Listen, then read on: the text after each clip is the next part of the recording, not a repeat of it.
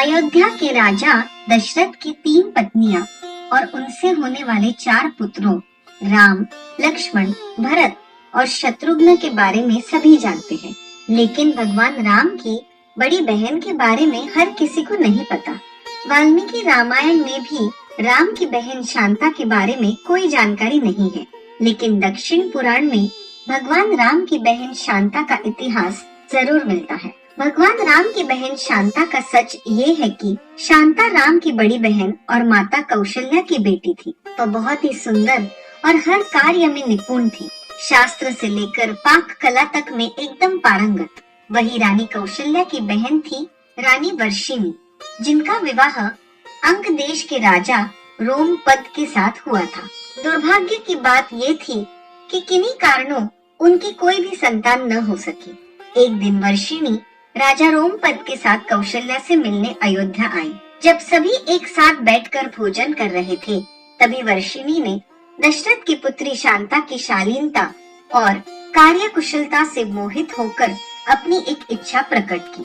वर्षिणी ने कहा, वैसे तो मेरी कोई भी संतान नहीं है, लेकिन मेरी इच्छा है कि शांता की तरह ही मेरी भी एक पुत्री हो। वर्षिणी की इस बात पर राजा दशरथ उन्हें शांता को गोद देने का वचन दे देते हैं। इस प्रकार राजकुमारी शांता अंग देश के राजा रोमपद की पुत्री बन जाती है। एक दिन राजा रोमपद किसी काम में इतना खोए रहते हैं कि उनकी चौखट पर आए ब्राह्मण की आवाज उन्हें सुनाई ही नहीं देती।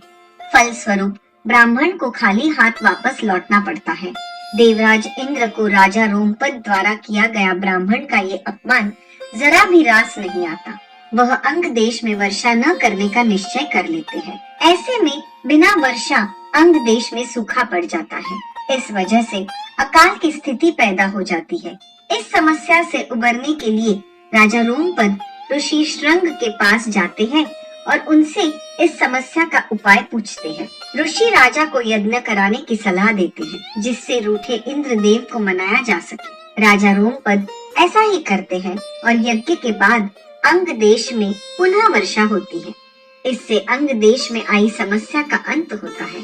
ऋषि श्रृंग से प्रसन्न होकर राजा रोमपद उनसे अपनी पुत्री शांता का विवाह करा देते हैं और शांता विवाह के पश्चात अपना सारा जीवन सुखपूर्वक ऋषि श्रृंग के साथ हंसी खुशी व्यापन करती है।